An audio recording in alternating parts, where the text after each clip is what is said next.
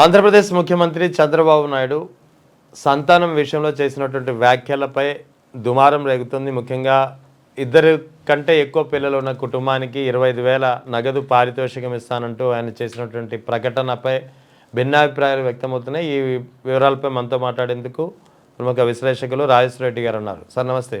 నమస్తే అండి. సార్ ఏంటి సార్, చంద్రబాబు నాయుడు వ్యాఖ్యలు చూశారు కదా, ముఖ్యమంత్రి స్థాయిలో ఉండి ఇద్దరికన్నా ఎక్కువ పిల్లలు ఉంటే నగదు పారితోషికం 25,000 ఇస్తానండి అంటే ఇద్దరు మూడో పిల్ల నుంచి అది ఎంతవరకు సమంజసం? ఎంతవరకు సమంజసం అంటే దానికి కూడా యాక్చువల్గా మనకు బ్రాడ్గా తెలుస్తూ ఉండేదేమంటే దీంట్లో రెండు ఉన్నాయండి. ఈ ఆర్ఎస్ఎస్ వాళ్ళు చాలా రోజుల నుంచి వాళ్ళ డిమాండ్ ఒకటి ఉంది.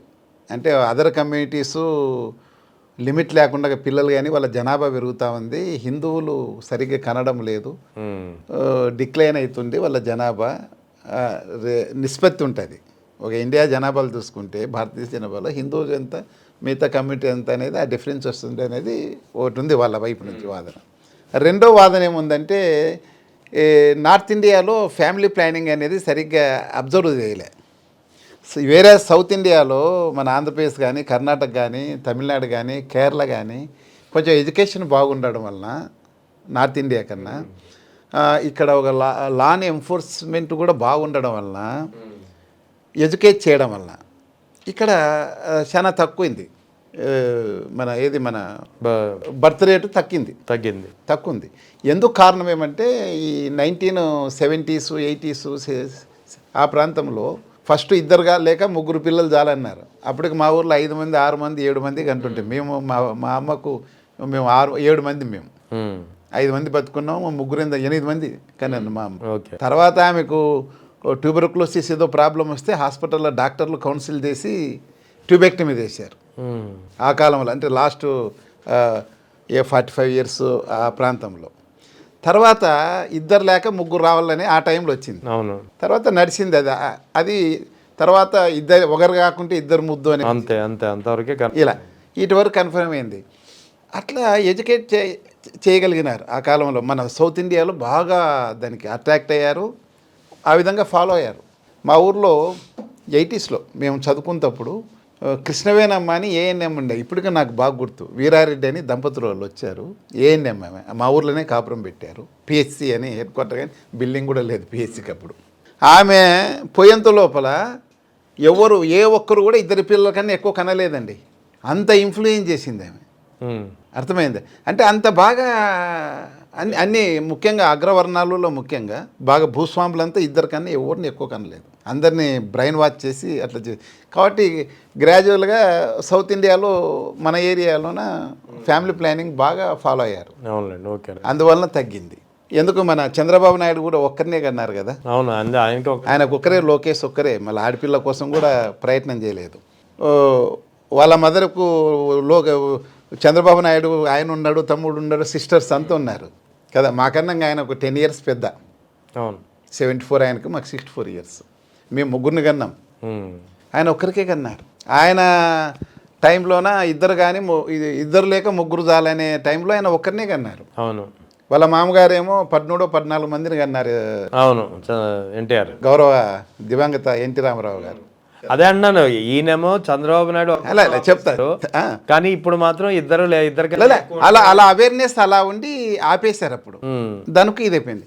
యాక్చువల్గా మన డెమోగ్రాఫికల్గా మన జనాభా అంటే చనిపోయేతోళ్ళు ఉండేవాళ్ళు, దాన్ని అంతా కరెక్ట్గా మనం మెయింటైన్ చేయాలంటే ఇప్పుడు మన సెన్సస్ ఇప్పుడున్న ఆరోగ్యంగా మనుషులు ఎంతవరకు బతుకుతుంది, జీవన ప్రమాణం పెరిగింది కదా, ఆయుష్ కూడా పెరిగింది. ఇవన్నీ లెక్కలేసుకుంటే ఇండియాలోన ఎవ్రీ ఉమెన్ 2.1 బర్త్ రేట్ ఇవ్వాలి ప్రతి లేడీ కూడా. ఓకే, అంటే 10 మంది కలిస్తే 21 మందికి జన్మనివ్వాలి. 2.1 అంటే అర్థం కాదు కదా, 10 మంది ఆ లేడీస్కి అయితే కనీసం అంటే 21 మందికి వాళ్ళు జన్మనివ్వాలి. బతికి లైవ్ అంటే బ్రతికే శిశువులు, కాన్పులో చనిపోతే వాళ్ళు కాకుండా బ్రతికే శిశువులు ఉండాలి.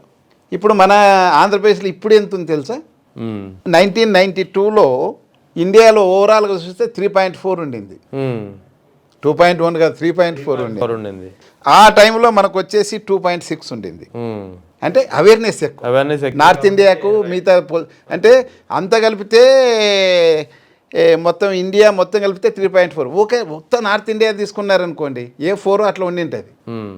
ఆ టైంలో మనది వచ్చేసి 2.6, ఇప్పుడు వచ్చేసి 1.7 ఉంది. 1.7. ఓకే. 1.5 ఉంది ఇప్పుడు కరెక్ట్గా లెక్కలు చూస్తే ఆంధ్రప్రదేశ్లో. కాబట్టి ఆటోమేటిక్గా జనాభా తగ్గిపోతుంది. రేపు పొద్దున పొలిటికల్గా ఆలోచన చేస్తే ఎంపీ సీట్లు తగ్గిపోతాయి, నార్త్ ఇండియాకి ఎక్కువ వస్తాయి. ఎక్కడ జనాభా ఉంటే ఎక్కడ వస్తాయి, అదొకటి. రెండోది వచ్చేసి నీకు వర్క్ ఫోర్స్ అనేది తగ్గిపోతుంది. రాను 2000 ఏదో విజన్ 47 అట్లా అంటుంటారు కదా, అప్పటికి మోర్ దాన్ 70%, 17% అబోవ్ 60 years వాళ్ళే ఉంటారు. అంటే పని అంటే సార్, కానీ ఇండియా ఇప్పటికే ఓవర్ పాపులేషన్తో ఉంది. చైనాను దాటేసాం మనం పాపులేషన్లో. ఇప్పుడు నెంబర్ 1 మనమే ప్రపంచంలో.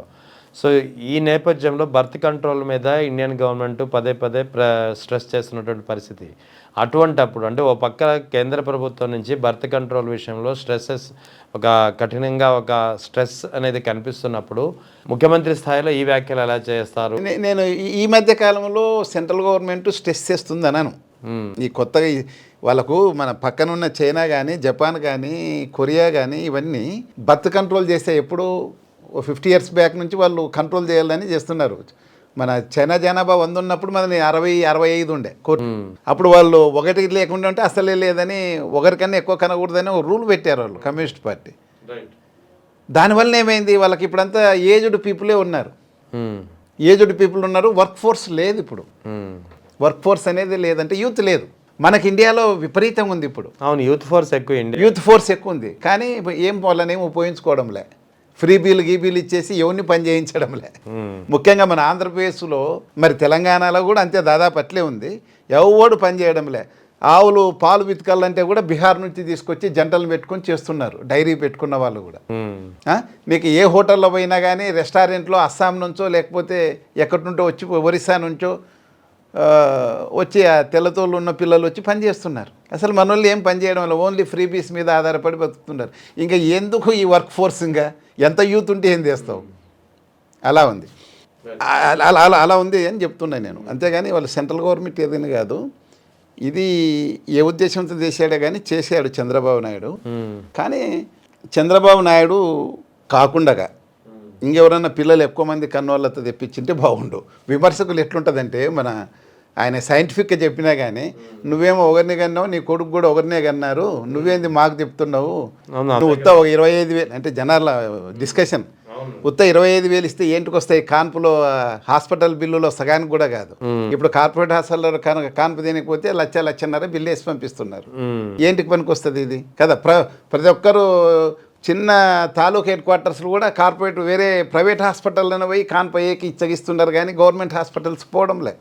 ఆ 25,000 ఆన్నే అయిపోతుంది బిల్లు. వారిని ఇంకా పెంచి పెద్దదేసి సాకడం కష్టం కదా అని. ముఖ్యంగా అండి, ఈ పిల్లల్ని కననీక డిస్కరేజ్ అంటే, మనం పెట్టిన వన్నర్ నన్ను అనే కాటికు మనం వచ్చి ప్రచారం చేసిన తర్వాత దానికి ఆకష్టమైపోయినారు జనాలంతా. ఇది బాగానే ఉంది, ఏదో ఒకరు ఇద్దరు పుడితే వాళ్ళకి ఏదో కావాల్సినంత చదివిస్తాం, హెల్త్ ఇస్తాం, ఏదో మనం సంపాదించింది వాళ్ళకి ఇచ్చేసిపోతాం అనేది ఒక అభిప్రాయంతో ఉన్నారు జనాలు. అసలు ఎక్కువ ఎందుకు కనడం లేదంటే ఇవే ప్రాబ్లమ్స్. ఫస్ట్ ఏముండాలా? ఉపాధి. పిల్లలు కనాలంటే పిల్లలు కనడం బాధ కాదు, పిల్లల్ని కని వాళ్ళకి పోషించగలిగే సామర్థ్యం, వాళ్ళకి నంబర్ 1 మంచి పోషకాలు ఇవ్వాలి, ఎకనామికల్గా మంచి చదువు ఇవ్వాలి. నంబర్ 2 మంచి ఎడ్యుకేషన్ ఇవ్వాలా. నంబర్ 3 మంచి హెల్త్ కేర్ ఉండాలా. అవును. నంబర్ 4 వాళ్ళకు చదువుకొని ఎడ్యుకేషన్ మంచిగా ఇచ్చిన తర్వాత వాళ్ళకు ప్రాపర్ ఎంప్లాయ్మెంట్ ఉండాలా. తర్వాత సొసైటీలో వాళ్ళకు జనాభా పెరిగితే ఇండ్లు ఎక్కువ కావాలా. ఇటువంటివన్నీ కూడా చేయాలి. ఎక్కడున్నాయి మన దేశంలో? ఎందుకుగా ఇద్దరికన్నా ఎక్కువ లేదు. నేను మామూలుగా యూఎస్కి పోతుంటే అప్పుడప్పుడు, మా పిల్లలు కూడా ఉన్నారు. అక్కడ పోతే వాళ్ళు ఎంతమందినైనా కంటున్నారు. కారణం ఏమి? అప్ టు 12th standard వరకు ఫ్రీ ఎడ్యుకేషన్. ఫ్రీ ఎడ్యుకేషన్, ఇంటికి బస్సు వస్తుంది, ఎక్కించుకొని పోతుంది, పుస్తకాలు వాళ్ళే ఇస్తారు, మధ్యాహ్నం భోజనం కూడా వాళ్ళే పెడతారు. ప్రైవేటు స్కూల్స్ అనేది మనకి ఎక్కడో కానీ కనపడవు, చాలా రేర్. అసలు ఎంత కమిట్మెంట్తో వాళ్ళు ఎడ్యుకేషన్ ఇస్తారనేది గవర్నమెంట్ సెక్టర్ అంత బాగుంది ఎడ్యుకేషన్లో. తర్వాత 12th తర్వాత వాళ్ళు పని చేసుకునే పర్మిట్ వస్తుంది కాబట్టి అవును. వాళ్ళే పని చేసుకొని ఫీజులు కట్టుకొని చదువుకోమంటారు. నీకు నీకు యూనివర్సిటీలు కాలేజ్ అంతా గవర్నమెంట్ ప్రొవైడ్ చేస్తారు.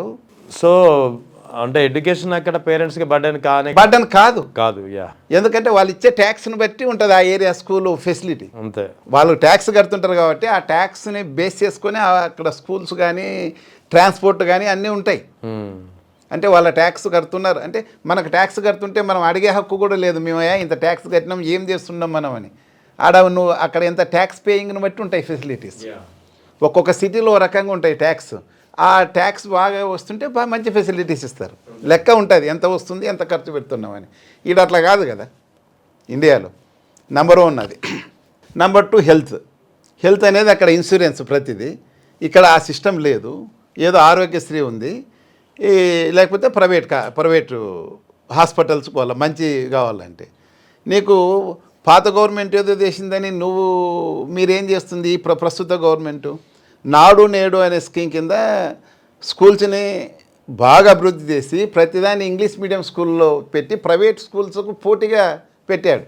ఇంకా కొంత ఏరియాలో ప్రైవేట్ స్కూల్స్ వాళ్ళంతా ఫీజులు కూడా తగ్గించేశారు. అవును, జగన్ టైంలో.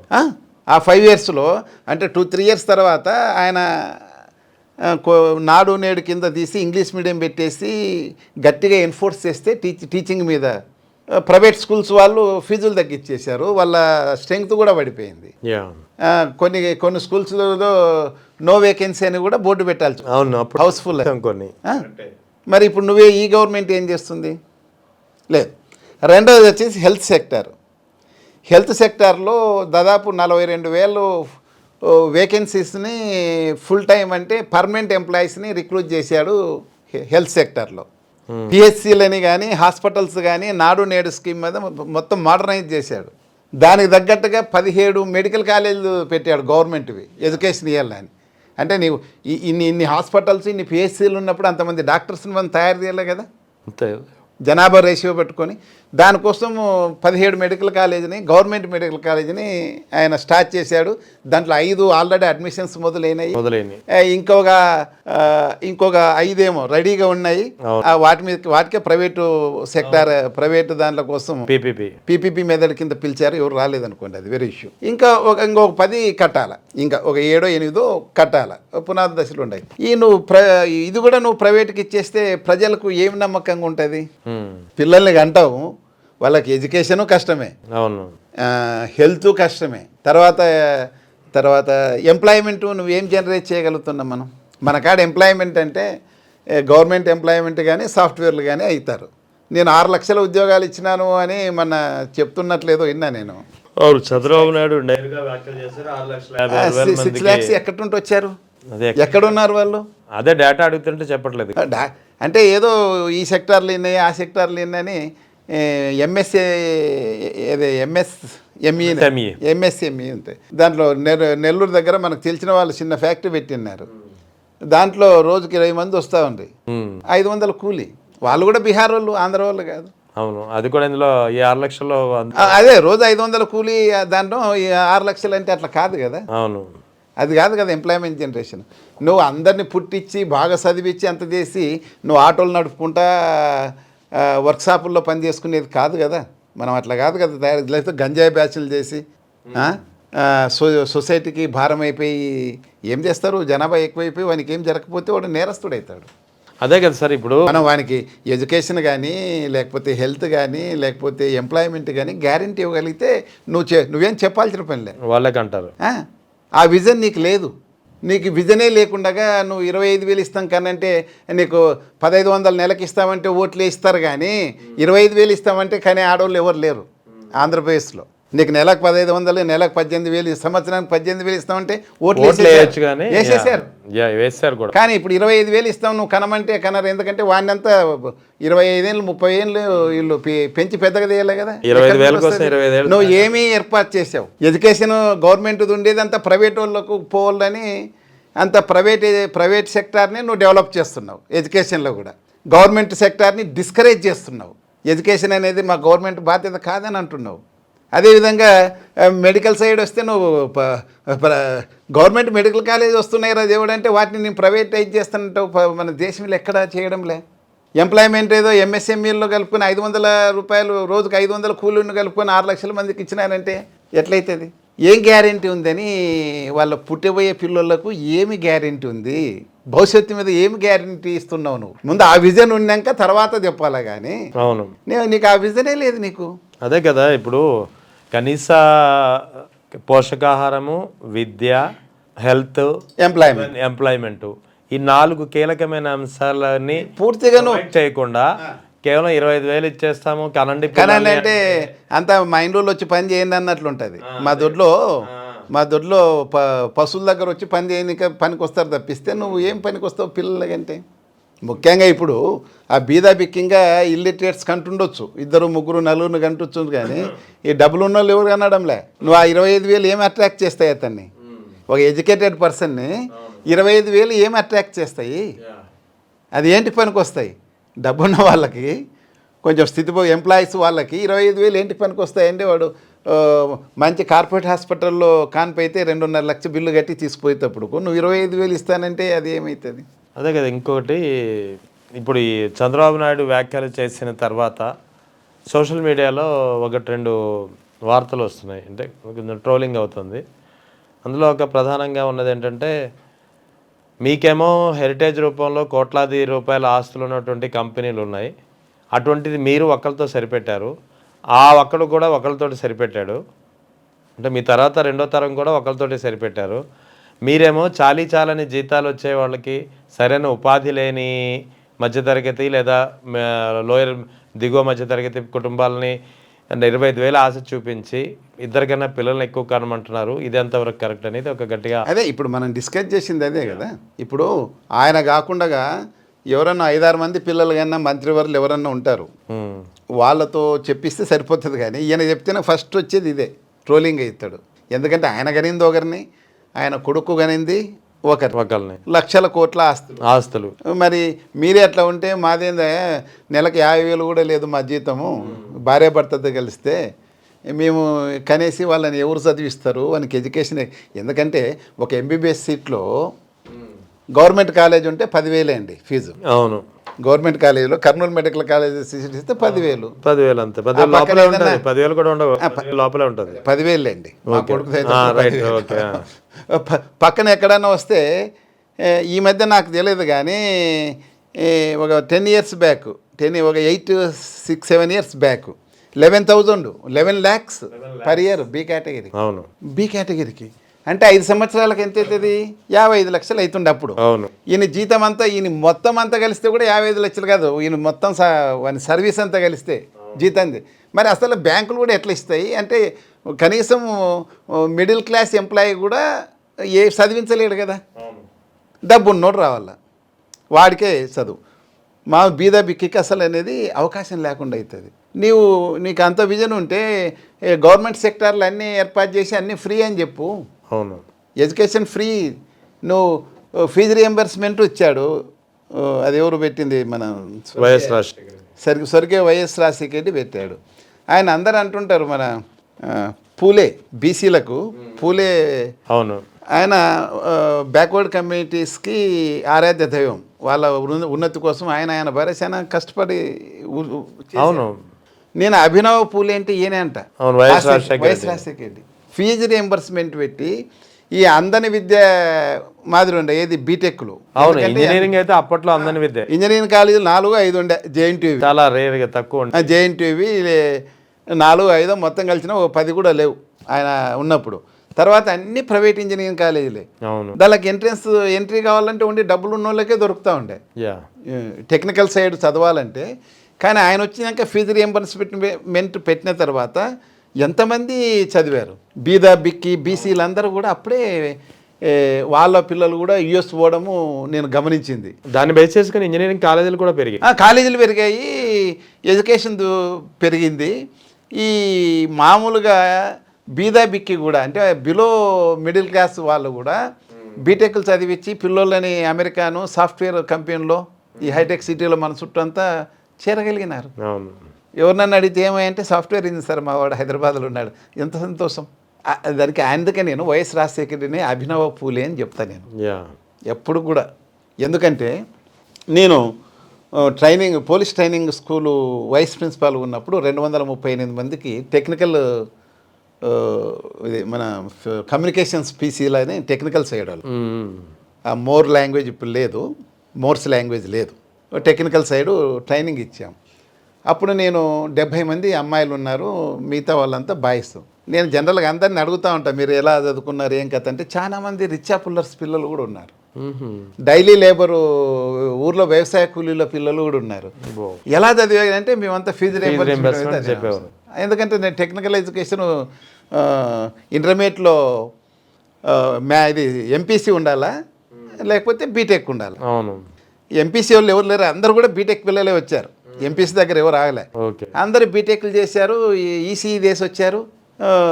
అందరూ కూడా ఫీజు రియంబర్స్మెంట్ వల్లనే అక్కడ ఉన్నారు, అంతే, వల్లనే వాళ్ళకు ఉద్యోగాలు వచ్చాయి. కాబట్టి అభినవ పూలే ఆయన వైఎస్ రాజశేఖర్ దాన్ని వీళ్ళు కంటిన్యూ చేస్తున్నాడు, ఎయిడ్స్ చూసి చేస్తున్నాడు.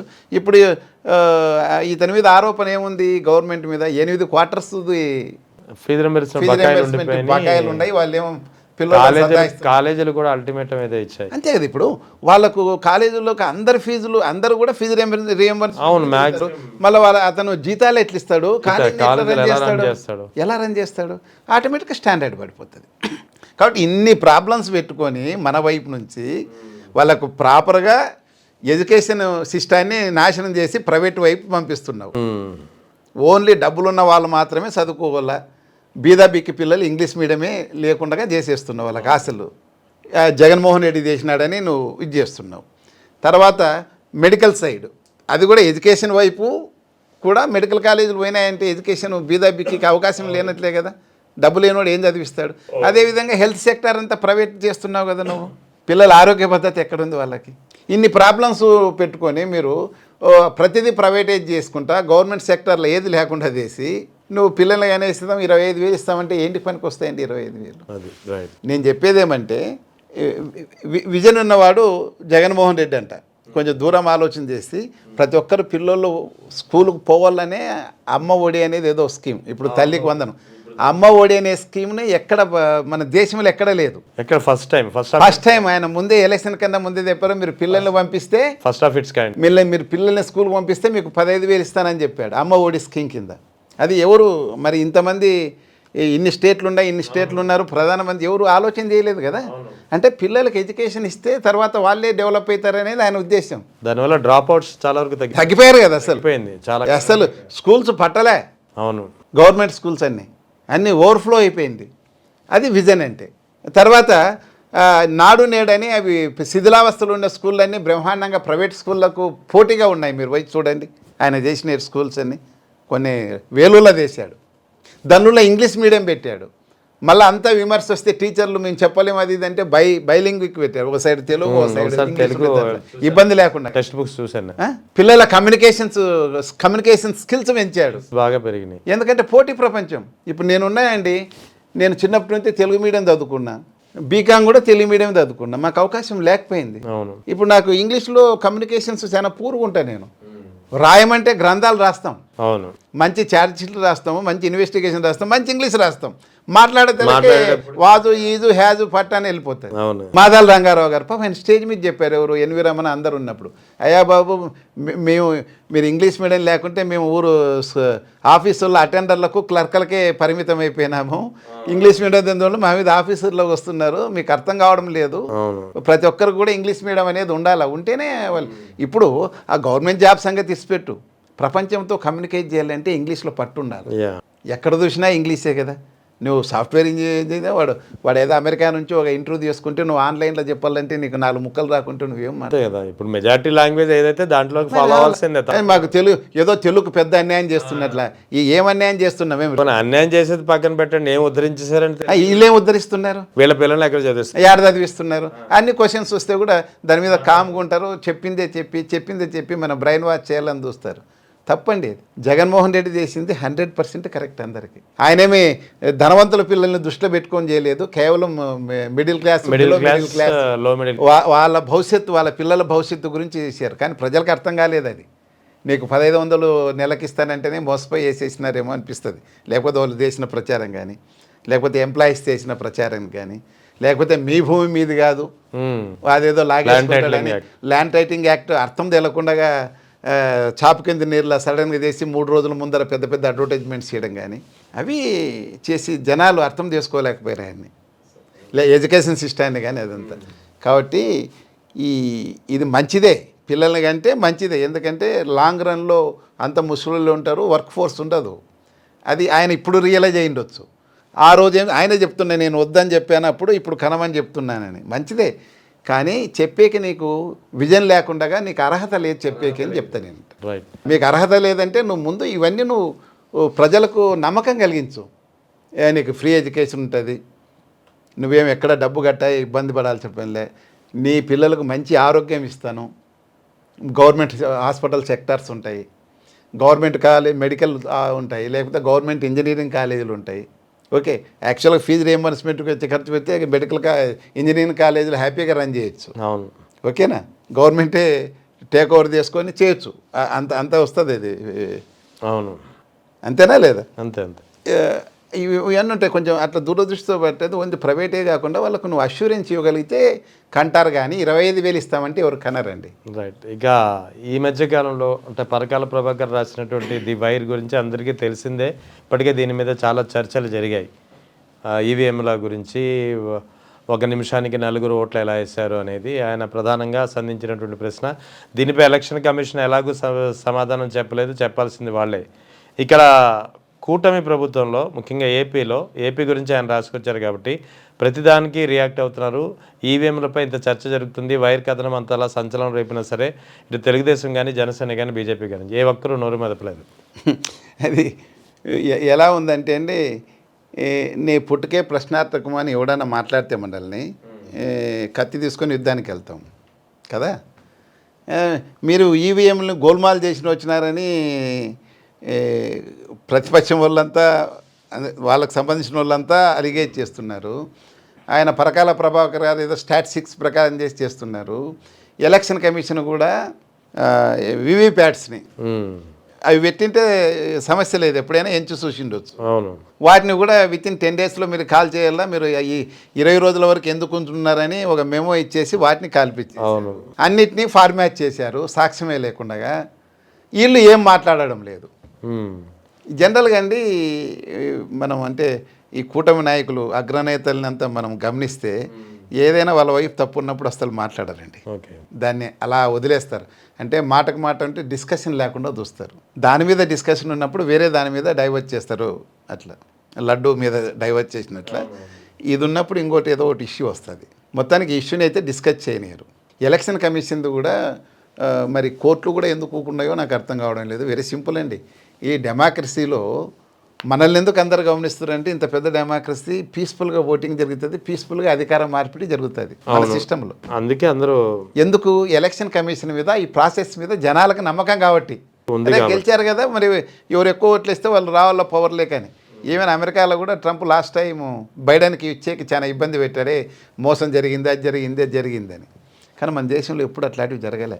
ఎందుకంటే డెమోక్రసీ మీద అంబేద్కర్ నేతృత్వంలో తయారు చేసిన రాజ్యాంగం మీద మనకున్న నమ్మకం. ఎలక్షన్స్ న్యాయంగా జరిపించినామనేది కాకుండా జరిపినామని కూడా ప్రజలు కనపడాలి కదా. నువ్వు అన్నీ గత కాలంలో నేను కలెక్టర్ ఆఫీస్లో పనిచేసిన అండి, ఎలక్షన్ క్లర్క్ కూడా పనిచేసిన. అప్పుడు ఆ బ్యాలెట్ పేపర్లోనే 5 ఏళ్ళు నిలవిస్తుంటే ట్రెజరీలో స్ట్రాంగ్ రూమ్లో ఉంటుండే. కర్నూలులో 13 కాన్స్టిట్యున్సీలు ఉండే. 13 కాన్స్టిట్యున్సీలు కట్టగట్టి సీల్ చేసి ట్రంక్ పెట్టెల్లో సీల్ చేసి పెట్టేస్తుంటే 5 years ఉంటుండే. 7 కోర్టుకు పోయినా మళ్ళీ రీకౌంటింగ్కి ఉంటుండే. మరి ఇప్పుడు నీకేం బాధ అయింది? కనీసం వివిప్యాట్లైనా తీసి పెట్టచ్చు కదా. అదే లేదు, అదంతా కూడా పెద్ద బాక్స్కే పడతాయి. ఎంత కాన్స్టిట్యున్సీ ఎంత ట్రెజరీలో పెట్టేయచ్చు కదా 5 ఏళ్ళు. నువ్వు 20 రోజులకి ఎందుకు గాలి చేసావు? ఇప్పుడు పరకాల ప్రభాకర్ గారు వాళ్ళు చెప్పిన స్టేట్మెంట్ మీదనే ఇస్తున్నాడు అథెంటికేటెడ్గా. నువ్వు కాదు అని ప్రూవ్ చేసి నీ దగ్గర కూడా ఏం లేదే, నువ్వు నిజంగానే న్యాయంగా చేసిండు వచ్చిపో ఎలక్షన్ కమిషన్. నువ్వు ఆయన వాదనని మేము డిస్ప్రూవ్ చేస్తున్నామండి, ఈయనకి ఇంతే మెజార్టీ వచ్చింది చూడండి అని ఒక్క కాన్స్టిట్యున్సీ అన్నా నువ్వు వెతికి చూపించు. ఏదో ఒక్క కాన్స్టిట్యున్సీ ఎవిడెన్స్ ఇచ్చినా సరిపోతుంది, అంత నోరు మూసు. అట్లీస్ట్ మరి ఒకవేళ ఎలక్షన్ కమిషన్ కరెక్టే ఉండొచ్చు, కానీ దాని మీద అపనమ్మకం ఏర్పడితే డెమోక్రసీ మీద ప్రాబ్లమ్స్ వస్తాయండి. మన దేశంలో ఎప్పుడు అట్లా జరగలేదు, తిరుగుబాటు రాలేదు. ఇలా బిహేవ్ చేస్తే లేదు అది మోసం చేసి గెలిచినాడంటే ఈయన 20%, 30%, 40%, 40% ఓటర్స్ ఉంటారు కదా, వాళ్ళంతా అజిటేషన్ మొదలు పెడతారు కదా, అశాంతి వస్తుంది కదా. ఈరోజు జరగకపోవచ్చు కానీ రేపు జరుగుతుంది, జరగకోకుండా ఎలా ఉంటుంది. కాబట్టి వాళ్ళు మౌనంగానే ఉంటారు, ఎందుకంటే దాని మీద డిస్కషన్ రానిదలుచుకోలేదు. అవును, నువ్వు వాళ్ళు ఒక మాట అంటే వీళ్ళు 10 మాటలు మాట్లాడతారు కాబట్టి దాని మీద డిస్కషన్ లేకుండా వేరే ఇష్యూస్ రైజ్ చేస్తారు. రైట్. మతం అని, లేకపోతే టీటీడీ అని, అదే ఇంకా ఇప్పుడు మన ఆంధ్రప్రదేశ్ స్టేట్లో ఓన్లీ మతం మీదనే, వేరే డెవలప్మెంట్ కానీ దాని చుట్టూ నువ్వు డెవలప్ చేయాలా, మేము డెవలప్ చేసినాం, ఇవన్నీ ఏమి లేదు. ఇదంతా ఏం లేదు, ఓన్లీ మతం మీద చేయాలని చూస్తున్నారు. సో ఇక ఈ మధ్య కాలంలో అంటే 2024లో తెలుగుదేశం, జనసేన చాలా సయోధ్యగా వెళ్ళాయి. ఓట్ షేరింగ్ అయితే పక్కాగా జరిగింది, ఒకరికొకరు బాగా సహకరించుకున్నారు. కానీ ఈ మధ్య కాలంలో గత నేను చెప్పదలుచుకుని అయితే ఒక 2-3 నెలల నుంచి, లేదా 3-4 నెలల నుంచి అయితే ఇద్దరి మధ్య సోషల్ మీడియాలో అది ప్రస్ఫుటంగా కనిపిస్తుంది. పెద్ద ఎత్తున విభేదాలు, చాలా దారుణంగా తిట్టుకుంటారు. నా వల్లే గెలిచారంటూ, మా వల్లే గెలిచారంటూ. ఇది ఎంతవరకు దారి తీస్తుంది? ఎంతవరకు ఏం దారి 2029 కూడా ఇంకా కలిసి ఉంటుందని మీరు అవన్నీ మాకు తెలియవు. కానీ మనం టూ అర్లీ మాలాంటి వాళ్ళు చెప్పనీకి మనం పెద్ద రాజకీయ విశ్లేషణ కాదు, సొసైటీ మీద విశ్లేషణ చేస్తాం కానీ రాజకీయాలు చేయలేము. రాజకీయం మీద పెద్ద విశ్లేషణ ఉండదు. ఎన్ని సీట్లు ఆయనకు వచ్చింది? జనసేనకి 21. నాకు తెలిసినంత వరకు అప్పుడు చూసినప్పుడు దాదాపు 11 మంది తెలుగుదేశం వల్లే, అందులో 20. అంటే ఆయనకు అంత స్ట్రెంగ్త్ లేదు. ఈవెన్ 21 సీట్లు ఇస్తే కూడా 21 తన జనసేన వాళ్ళని, తనకి ఒక 5 ఏళ్ళలో 10 ఏళ్ళలో ఉంటే అతను అమ్మడు ఉన్న వాళ్ళని సెలెక్ట్ చేసి అక్కడ క్యాండిడేట్ని నిలబెట్టి ఎలక్షన్ చేసే స్ట్రెంగ్త్ కూడా లేక 11 మంది వచ్చారు తెలుగుదేశం నుంచి. అవునవును, నేను లెక్కేసినప్పుడు 11 మెంబర్స్ 10 మెంబర్స్ టీడీపీ నుంచి ఆయన ఆ టైంకి వచ్చి జాయిన్ అయ్యి తీసుకున్న వాళ్ళే టీడీపీ కానీ, లేకపోతే పక్కన టీడీపీ లేకపోయే వాళ్ళని అట్లా సైడ్కి కానీ పంపించి అవునవును చేశారు, అంతేనా. ఫర్ ఎగ్జాంపుల్ ఆయన రుక్మాంగధర్ రెడ్డి అని ఉంటాడు, పెద్ద ఆయన, మన కోడూరు రైల్వే కోడూరు. ఆయన శిష్యుడే అతను. ఎవరు ఇప్పుడు జనసేన ఈయన పక్క తెలుగుదేశం లీడరు, ఆయన శిష్యుడు జనసేనలోకి పంపించి చేశాడు. వీడు 12వడేమో, నాకు అప్పుడు 11 తెలుసు. కాబట్టి లేదు అది. ఇప్పుడు వాళ్ళు ఏం చేస్తున్నారంటే మనకు తెలుస్తుండేది, పవన్ కళ్యాణ్ వాళ్ళ ఫ్యామిలీ హ్యాపీగా ఉన్నారు. ఆయనకు డిప్యూటీ సీఎం ఇచ్చారు, వాళ్ళ బ్రదర్ కూడా ఎమ్మెల్సీ ఇచ్చారు. రేపు ఎల్లుండి ఎనీ టైం చంద్రబాబు నాయుడు గారు ప్రామిస్ పేపర్ ముఖంగా ప్రకటించారు. అప్పుడు ఆయనకు మంత్రి పదవి ఇస్తారు. They are very happy. వాళ్ళు సినిమా వాళ్ళండి, కమర్షియల్ వాళ్ళు. మిగతా వాళ్ళతో ఏం సమస్య? అందులో ఆ పార్టీ వచ్చేసి క్యాస్ట్ బేస్డ్ పార్టీ. ఒక కమ్యూనిటీని నమ్ముకున్నారు, వాళ్ళు కావాలనుకొని ఓట్లు వేసారు, గెలిచారు అనేది వాళ్ళ ఉద్దేశం. మరి అందరూ వేసారా లేదా అనేది ఎక్కువ భాగం వేశారు. అందరికీ న్యాయం చేయాలంటే కష్టం కదా. ఒక సెక్టార్కే హెల్ప్ చేయాలంటే చేయనీకి లేదు కదా. ఊర్లో వాళ్ళ కమ్యూనిటీ వాళ్ళు ఉంటారు, మిగతా క్యాస్ట్ వాళ్ళు కూడా ఉంటారు కదా. అట్లా మాకు అన్యాయం జరిగిందని కింద క్యాడర్కి ఉంది. ఆ క్యాడర్ కూడా ఎక్కువ మంది అదే కమ్యూనిటీ ఉన్నారు. పవన్ కళ్యాణ్ ఎవరైతే సపోర్ట్ చేశారో అదే కమ్యూనిటీ ఉన్నారు. ఇప్పుడు అసంతృప్తి ఉన్న వాళ్ళు కూడా. అవును, ఇంకా వేరే కమ్యూనిటీ వాళ్ళు ఎవరైనా అసంతృప్తి చేస్తే వెంటనే వాళ్ళని రిజైన్ చేయించడమో, సస్పెండ్ చేయడమో ఏదో చేశారు. ఎవరు మన కోవూరు కాన్స్టిట్యున్సీ రామారావు ఎక్స్ఎమ్మెల్యే అటోళ్ళని వెంటనే సస్పెండ్ చేయడం ఏదో చేసేసారు. అంటే మీరు ఆయన కూడా టీడీపీ నుంచి వచ్చిన టీడీపీ నుండి వచ్చిన వాళ్ళే. ఎవరైనా ఇప్పుడు టీడీపీ వచ్చినప్పుడు కూడా మెజారిటీ కాంగ్రెస్ ఉంటూ పోయిన వాళ్ళే కదా అసంతృప్తివాదులు ఉంటారు. లేకపోతే కొంతమంది ఆయన ఎన్టీఆర్ చాలా మందిని రోడ్ల పోయేతోళ్ళని, బగ్గిడి గోపాల్ లాంటి వాళ్ళని కూడా ఎమ్మెల్యేలు చేస్తారు. ఆ కాలంలో అట్లా జరిగిపోయింది. అందరూ అవును. ఆ విధంగా విభేదాలు అనేది ఉంటుంది. ఈయన హ్యాపీగా ఉన్నాడు కదా Pawan Kalyan. Is happy with his position and facilities గవర్నమెంట్లో, ఆయన హోదా. మిగతా వాళ్ళకు జరగకపో ఉండొచ్చు. ఎందుకంటే తెలుగుదేశం వాళ్ళు చావో రేవో అని ఓట్లేశారు. ఈ వాటర్లో యుద్ధంలో లాస్ట్ ఇంకా వేరే మార్గం అని ఓట్లు వేసినప్పుడు 21% వచ్చింది వాళ్ళకి. 21 గెలిచారు. ఏం జనసేన వాళ్ళే అన్ని చోట్ల అంతమంది లేరు ఓట్లు. లేరు. తెలుగుదేశం సేరు, వీళ్ళు చెప్పుకోవడమే మేము వేస్తేనే గెలిచినారని. అవునవును. అది ఆయన పవన్ కళ్యాణ్కి ఇప్పటికే రియలైజ్ అయి ఉంటాడు ఎందుకు గెలిచాం మనం అని. వాళ్ళు గెలిచడం అనేది ఈ సూపర్ 6 వలన గెలిచారు. ఎందుకంటే జగన్మోహన్ రెడ్డి బటన్ ఒత్తితే వచ్చి అకౌంట్లో ఫోన్లో డబ్బులు పడుతున్నాయి. అవును. దాన్ని టింగ్ టింగ్ టింగ్ అని ఆయన ఒత్తితేనే దాని మెసేజ్లు వస్తున్నాయి, ఎస్ఎంఎస్లు డబ్బులు వచ్చాయని. అంత ఒత్తితేనే డబ్బులు వస్తాయి, చాలా సులభం కదా సంక్షేమ పథకాలు ఇంప్లిమెంట్ చేసేదని జగన్మోహన్ రెడ్డి చూపించాడు. ఈయన నేను అన్నీ ఉండి ఇంకా ఎక్కువ ఇస్తాను అంటున్నాడు. అంటే ఆడు బటన్ నొక్కాడు, ఈడు ఒత్తుతాడు బటన్, వస్తే మాకు అన్నీ పడతాయని జనాలు మైండ్ సెట్ అలా తయారు చేశారు. ఓటమికి జగనే కారణం. వాళ్ళ మైండ్ సెట్ అలా తయారు చేశారు కాబట్టి ఆయన బటన్ ఒత్తాడు, మాకు వచ్చాయి. ఈయన కూడా బటనే కదా ఒత్తుతాడు. అందులో ఈయన బటన్ ఎత్తడం ఇంకా expert, computer specialist. Jaganmohan Reddy కన్నా ఎవరెవరు కంప్యూటర్ తీసుకొచ్చి పెట్టి సార్ అది వద్దంటే ఒత్తుతాడు. ఈయన ఎక్స్పర్ట్ కదా, కంప్యూటర్ కూడా ఆయన పెట్టినాడు. ఎంత సులభంగా వస్తాయి డబ్బులు అనే మైండ్ సెట్ మీద. పైగా గతంలో చెప్పానేమో నేను, మా ఇంట్లో ఒక అమ్మాయి 22 years అమ్మాయి, భార్య భర్త ఉంటారు వాచ్మెన్గా నెల్లూరులోనే. అప్పుడు 25-30 సార్లు ఫోన్ చేశారు, నీకేం స్కీమ్స్ వస్తున్నాయి దళిత్ లాస్ట్ టైం డిస్కస్ చెప్పాం. 25 times మీకు ఎందుకు, మీకు 18,000 వస్తాయి, మేము మాకేయండి ఓట్లు సార్ తెలుగుదేశానికి, మీ అమ్మకు వస్తాయి, నీకు వస్తాయి, ఇద్దరికి ఏం స్కీమ్స్ లేవు అప్పుడు, ఇప్పుడు కూడా ఏం లేవు అనుకో. అట్లా కంటిన్యూగా చెప్పే లోపల బ్రెయిన్ వాష్ అయ్యి వేసేసారు. అవును. ఈవెన్ ఈయన అనుకుంటున్నారు మైనార్టీస్ ఏదో నాకు వేస్తారు, అదంతా అబద్ధమని. మనకు తిరుపతి ఎంపీ సీట్లో తెలుస్తుంది మీకు అనలైజ్ చేస్తే. తిరుపతి ఎంపీ వైఎస్ఆర్సీపీ గురుమూర్తి గారు గెలిచారు, ఎంపీ గారు. 14,000 or 15,000 మెజార్టీ వచ్చింది. అది తిరుపతి పార్లమెంట్ కాన్స్టిట్యున్సీలో 7 కూడా కూటమికి వచ్చేసాయి, ఇంక్లూడింగ్ సర్వేపల్లి, తిరుపతి లోకల్ కూడా. వాళ్ళ మెజార్టీ వచ్చేసి 185,000 ఏమో అందరికి కూడుకుంటే. అంటే 2 లక్షల మంది కూటమికి ఓట్లేసి 2 లక్షల మంది క్రాస్ చేసి ఎంపీకి వేశారు, వైసీపీకి వేశారు. ఎందుకు అక్కడ వైసీపీకి వేశారంటే అక్కడ కూటమికి ఏమో సూపర్ 6 అని వేశారు, సూపర్ 6 గురించి వేశారు. ఇక్కడికి వచ్చే లోపల ఎంపీకి వచ్చేసి వైఎస్ఆర్సీపీకి వేస్తారంటే అవతల వచ్చేసి బీజేపీ క్యాండిడేట్ ఫ్లవర్. ఎవరైతే క్రిస్టియన్ కమ్యూనిటీని ఉన్నవాళ్ళు, మైనార్టీస్ అంతా కూడా ఎవరైతే బీజేపీ అంటే నేను వ్యతిరేకత ఉన్న వాళ్ళంతా ఎంపీకి ఓటేసేసారు వైఎస్ఆర్సీపీ క్యాండిడేట్. అంటే 2 లక్షల మంది క్రాస్ చేశారు, దాదాపు 2 లక్షలు, 1,99,000 చిల్లర వస్తుంది. 2 లక్షల మంది కూటమికి సూపర్ 6కి అట్రాక్ట్ అయ్యేసి ఎంపీకి పోయే లోపల అక్కడికి వేసేసారు. అర్థమైంది. కాబట్టి ఈ నేను పవన్ కళ్యాణ్ కూడా రియలైజ్ అయ్యింటాడు అసలు మనం ఎందుకు గెలిచాము, 21-28 ఎందుకు వచ్చినాయి అనేది ఆయన రియలైజ్ అయినారు. కానీ కింది కేడరు వాళ్ళు అపోహలు ఉన్నారు, మేము ఏదో చేస్తే గెలిచారు, 164 వచ్చాయి కూటమికి అనేది. అది కాదు, ఓన్లీ ఒక ఫాల్స్ ప్రామిసెస్ మీద చేసుకున్నారు. ఫాల్స్ ప్రాపగాండా, ఫాల్స్ ప్రామిసెస్తో ఈ కూటమి వచ్చింది, కానీ అదర్వైజ్ కాదు అనేది నా అభిప్రాయం. Thank you.